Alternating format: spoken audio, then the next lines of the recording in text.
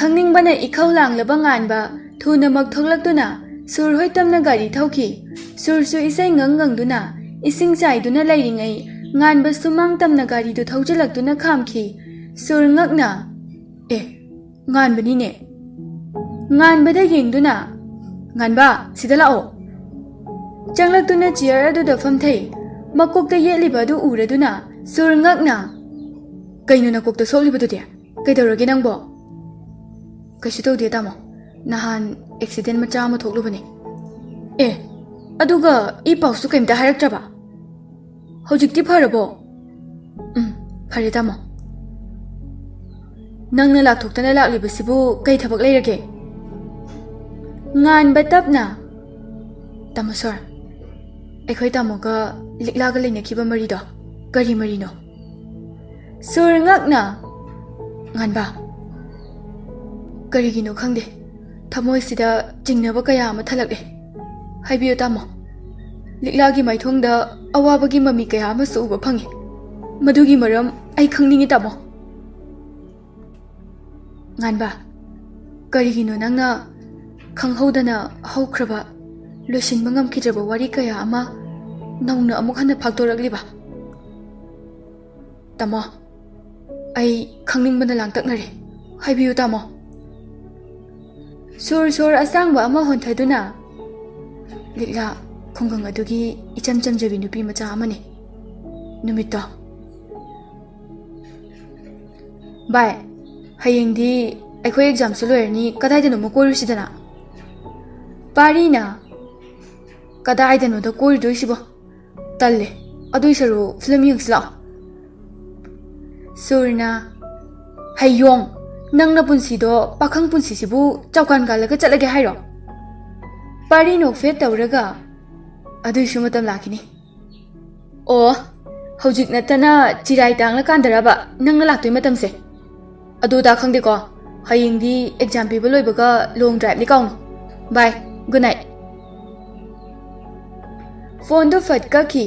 pari makha tana lairik tu pa du na lairingai memcha sangom glass ama pai du na changla e Thoiba, yarida nangbo, potharudana. Mama, tumjuba. Tumladabani.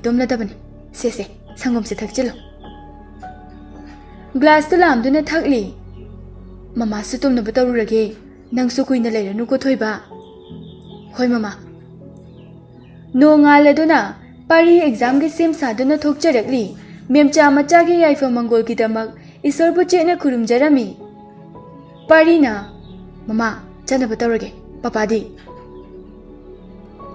Nang papa di, nangi gari do senki bani ne. Laining thauti kurum labo, se, kurum mula. Hoi mama. Isorbo kurum jaduna kumtarakli. Rajenna. Thoiba, thora abo nangbo. Au papa. Adoba. Surna ngasidi aroi bani na koi bacha sahari. Chatkadabani isa sidi. Yumda sumla shinduna laibe ya bro. Wallet ge paisa khara lauthораktuna pi. Se, thengna mamna di hanjalakanu ko. Jo. Phajana yenglaga thauko. Pari gari thaudoki. Memcha sauna. Karino moiba. Angang dubu phajan bige de haidraga thadokri dubo. Ihe. Hojik lang hodana karamba matamda langdoribano. Pharabasu phatrabasu na cha se. Second semester loislaklabani ne. Adu boba amuk ngausinaraktana ko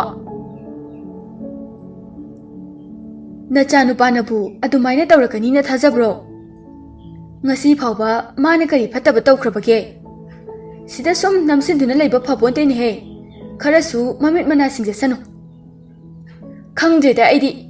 ichanu siba aina phataba ta hanbiro memcha fet leiduna imung de changki exam loiraduna makoi su thorakli parina kaidanu chasibo wangurumda pari mami lauthokduna adudi karomda lege ngaiko nang sibu karamba state gi lakuna adu hanam ta khumongni as mina hangise dum khumba yarabado ibungo nang oiraroi nayumda narum konbana biro gari do ai thorke Gari kakhatuna nangna thoradi nayum yoramani. Pari lairik haijarabasu nongmata pakhang ama oibagi mapan thokjade surga khara tinajabasi mangaire nisa pasa chaduna ngausinaba amadi nupi koiba mahaki punsida khanglamde. Khungang singdi lau uba amadi inkolgi pothok aduki mati kalami. Pari iramda Manipurda pokjarabasu khungangi phajaba mamit magna amukta su ukhidri. Chumna film dramada scenery khara uba natana makoi su leptana thaurakpana khul adu yaurami. Pari di mafamdugi phajaba kayadu mamit kuptaba makhai thawai dana yengli. Ba kai khupajani ke side pura film dai he. Thajadana haidorakliba pari gi wahaiduda surdi nupi oiraboi ningduna kaino bai ai sunga saite yengni ne amta ude kadaino mamit ka laukthokpa makai koi thi thiri bai yengo mangdana chinglon kaya nakandana phaunana hai humduna sanari nakanda horiba hairang lairang singsiga aigi thamoi busu yam chingsile bai e sak jidi sur khanglaw lawrak tuna ai di nupi yengnaga haire bai khalure pari no fe tawraga nupi bu hen bane haise khamo bai ai mafam sida ngakta leptuna thawai tana yengkhige sursu upai leita gari do khami hai sak mafam sida lau yengba lakpa nate ne khungang nupi thajadana phajaba yam lei haine adu yengnu sina laibane surna ngangliba mayam duna chungde mafam khara handoktuna mausagi ningthiraba khudol adubu thawai tana yengjari tasengna ingna sufasaida karigumba aina kabi uramlaba mafam asigi saithabadi loiba nairaroi ko sur makok paiduna as loiredana kari nungi purak lobano do hek yawida koibo film yung namana sufabani makok to mathanda sujinjari pari phone do lauthokduna mafam adugi phajabadubu photo kapjari kapu amuk ta uzadribanina surdi gari manungda adumak phamli pari photo kap tuna asum chatpada khanghaude masadu situna makhada nantharakpa iba nupi amaga lok paring macha aduda iruminaki pari masado khangboi kaiboi oima aibum takanbiyo pari masado kina laurai khonjel do taraduna sur pakhatna eh bhai ni ne kadaino masak su udine pakhatna koi thiri likla mana minduna as nagaloi hek pangi he ising da kumtharakliba pari lusam paiduna chinkhalakli likla wa phumjilaga thamba haijaba nachade pari gi mataudu da nukningba supokli as kainu pana nangbo pukhina tiye lok macha ne ha ai irak nadraba masadu thak niktuna lei aina kanbirabane karo liklana pari bu makhut samduna pukhat pirai sursu makhoi bu urabada ngakna chensenduna eh bai kaino toiside liklana dada aina khongchamduna leiringai da dada sina tusilakpane sur ngakna ha bai nangbu munna yenga chapa yadro sur likla bo haifet yengduna lawai majasidi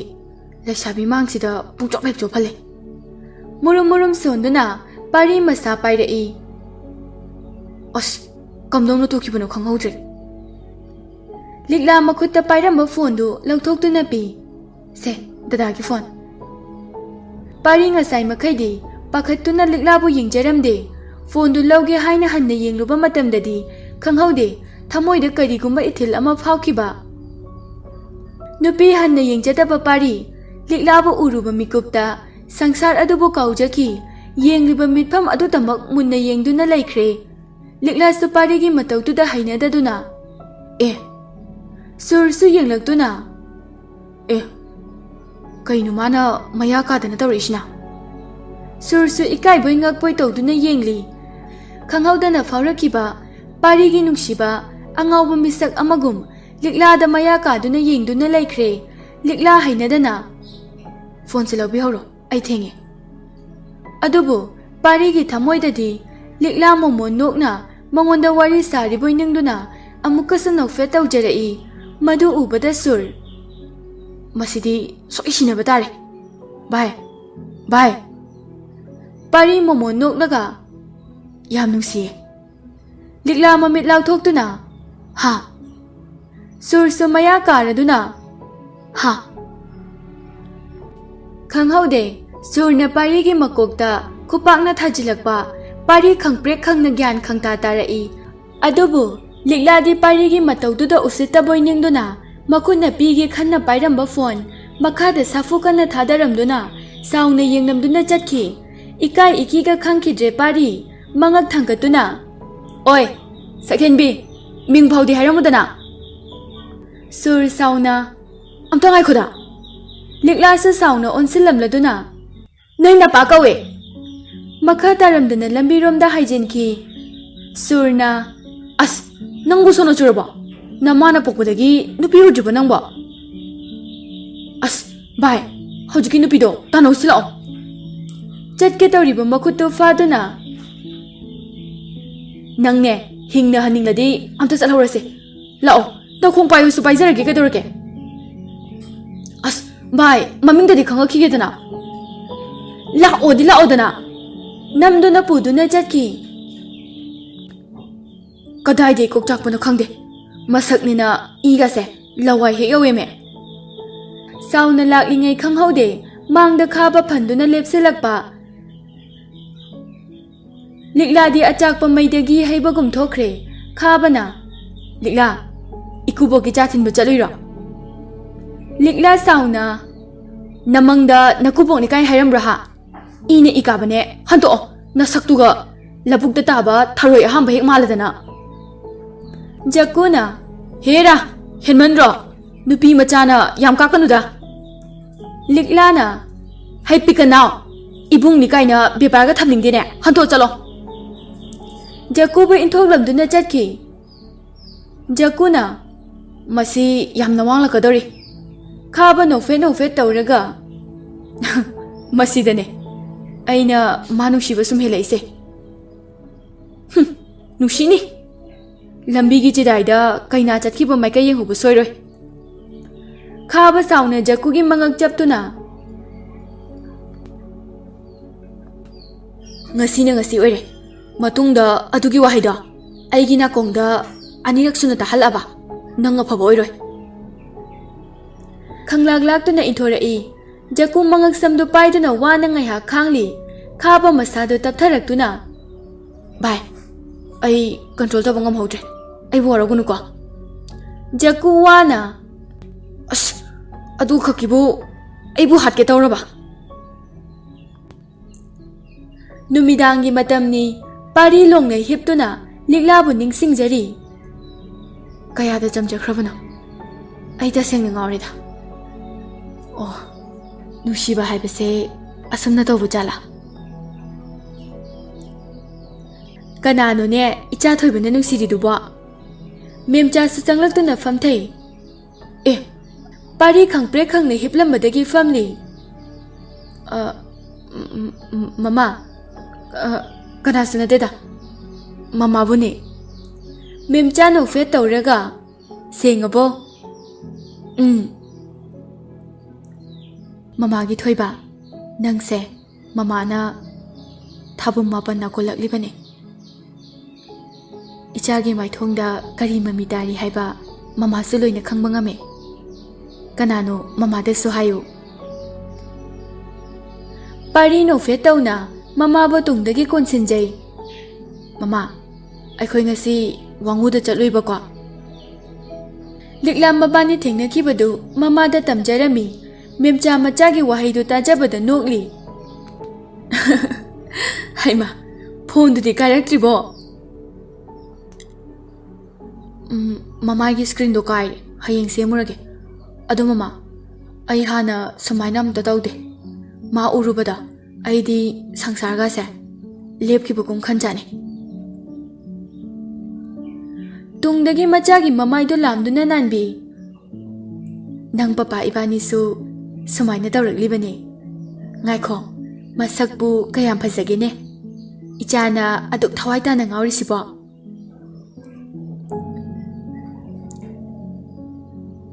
Mamagi mangda fan chongthoraktuna loire makhut o masawo as phajabagi changdi kupazama sai nupiga di magi khuning phau he yoroi haima adu yong he phajabra ne liklagi maithong dubu ningsingja nokmi tawduna magi inglaba maithong kedana phajarabi magi rasi ayamukta udri mamit amuk lauthoraktuna ado mama mana kedana duk phajari dunadi swagi nupi sumaina kena dress kanana seladi mamit uisinduna swai nupi singsa ikaidana mapan kamta thoroi machagi mataudu nungsine yengjaraduna aigi isase pikta pikliba adungaigi aina chak inbiringai matamdo adudo oiraboi khalubani adubu matamagi khongchase kanana su khanghaude ko ngasidi ichase pakhang pharamledana nusiba masaksu loina khanglamedana pari no fe tawraga imanabadi macha lebe yawkhreda mama macha punna nokminari rajen su changlaktuna ihe aina chakpau thiba horame laman khidana nabani na sida naya so toramliduna kaidoriba mem chana sai matang sidi moiba ta haide ko o phai aisu icha tombadu thokta thulakhisanuda khangani dana ho adusu aigi icha ne aigi icha mama aisi taye khonjel do kadom dagi no khanna pari amadi memcha ngakne yengnari rajenna ihe aisu ba koksidi onthokpani se icha thoini memcha harauna phone du lauduna icha thoy nganbana mama papa noini gi marai sidi aikhoi gidi sina puk thalibani dana nangdi ana ek yaudabro yaude mama parina phone du lamduna lawi now exam kam dokhige nungai khiye tamodi nungai khiye tamoso nangdi ticket su kakde yumda thola roidro tamo kanam tadabra tamo please handakti ai thora roige ba imanaba mayam koiba chase hainai ai su yam yawninge ba seba tamo na natradi ai aningbase thungaroiba ado nang ngaudi ngausanaroi ko tamo na saki ai kemda ngausanaroi ba ai su yam yawninge ba phare papa da ai hairage kaisu khalurno ado nang cheksinadi chaluko ngan ba harauna thank you tamo ado papa da paisa kita hapo habiu ko kayano khangde 10k hana hapo aduga mu hairake ngausinaganu ko na thamo pothajaro mem chana thoiba kaino nachin naw na sanai dubo akhoi naw do handakti thora roige ye koiba chalage ye mem changak na aduga nangna yariba mama chasasanu kaidorake nanaw no bu kaidoduino ma su pakhangni koiba langbase masana pamjaba tabani ma khatana ti mama na bu siyame hai kem khalunu se mem chanu ngaitana noine di khangoye noine yadabagi icha do miram da thabani nakhoi ani di mama gi midyeng wangmada thamningde ne chahi amagi manungda amuktang tholakpadusu noi phatte harisini ko as mama kapchetpi kapkanu se handakti December da thola ga loire yabu yarakadro nanaw no bo aina haibada nanaw na kadobu yaroidoino Rajenna chak to inga mani da noibo ado papa hayeng halakpada nanawgi account du da 15k mukta hapiramo numit kharani haujenki pari dilik lagi wakhalda angau ba haibado oirakadore tumba chaba liklagi wakhal tana thankhre nungthilgi matamni pari phamduna lairambadagi fuk haugatuna sur hoi tamna laki sur ngakna kadore yam thajadana bai ayam ta layang biyo ai ngauduna soi chapatare ai bumda kan biyo kaino ai bu doctor ro hospital chatkide haide aina ta lai siba as yare chasilao kaida wanguda sur mamit lau thoktuna huima wanguda kadoba layeng use os gyan tare nang ngasai dagi haining ni do ai loi gyan tare ngamrai ai chopa nang mo ngamrai o nang se ai gi marup ni ne nate nang mo ngaro ba nahana na tawri acting du kai no ba na punsida nupi amuk to ujiba dong na as nahan gi dudi blur chat khri ne ba lao se ai tumba chaba am ta yadra bani chingduna puthorakli asamna wangu tamna haitharakduna leikai duma gari hangat handa thauduna liklabo ubra haiduna yengli surna maming matha lephom khangbu sunate kamai thi duino as swai da lemni ai thajai tumi leyuba ahan amma chatli badu ureduna ngaikho adagi ahan sida ayam ta hange surna hai kokchak ngaikho ne maming su khangda kamai hangduino as tumi leyo ai tho hange gari degi kum thaki as kari matong no soidana sinadana sur lawai saduna khangdi pabo kainum ta hange ba kunjo mamai lai thoraktuna kai hangada ba noi chabo